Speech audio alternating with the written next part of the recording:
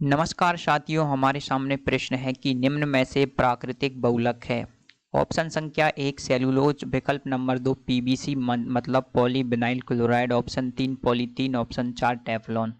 तो दोस्तों हमको ये बताना है कि हमको हमारे यहाँ पर 4 जो आपको बहुलक दिए गए हैं उनमें से बताना है कि 3 तो आपके कृत्रिम बहुलक हैं और एक बहुलक उनमें से वो है आपके प्राकृतिक बहुलक है। कौन सा बहुलक कृत्रिम बहुलक है और कौन सा बहुलक प्राकृतिक बहुलक है, हमको ये बताना है। तो सबसे पहले आप लोगों को ये जान लेना चाहिए कि प्राकृतिक बहुलक क्या होते हैं।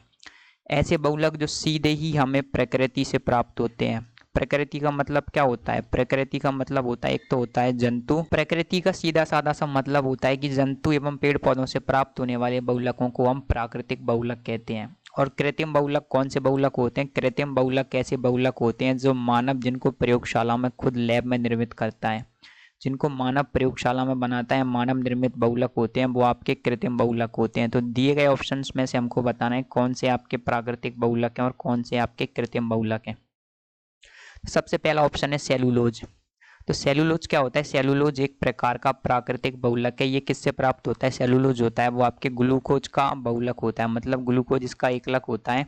और आपके जो कपास होता है, कपास में आपके सेलुलोज पाया जाता है। और आप लोग जानते हैं कि जो कपास होता है वो किससे प्राप्त होता है? आपको कपास एक पौधे से प्राप्त होता है, मतलब कि हमको सीधा ही प्रकृति से प्राप्त हो रहा है। तो आपके प्राकृतिक बहुलक आ जाएगा सेलुलोज।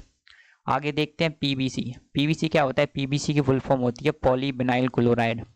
पीवीसी होता है पॉलीविनाइल क्लोराइड। ये एक प्रकार की प्लास्टिक है जो आपके बिजली के तार होते हैं उनके ऊपर जो वायरिंग होती है, बिजली के तार के ऊपर जो कोटिंग होती है वो आपकी पीवीसी की ही बनी होती है, जिससे वो विद्युत रोधी होते हैं और इसका उपयोग बोतलें वगैरह आदि बनाने में आता है। तो पॉलीविनाइल क्लोराइड ये क्या होती है? एक प्रकार की प्लास्टिक।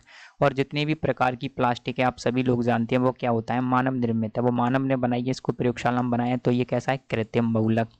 पॉलीएथीन आप सभी लोग जानते हैं। पॉलीथीन क्या होता है? पॉलीथीन एक प्रकार की थैली होती है या फिर एक प्रकार की प्लास्टिक है, तो ये भी मानव ने लैब में बनाई है, तो ये भी नहीं है प्राकृतिक बहुलक। टेफ्लॉन।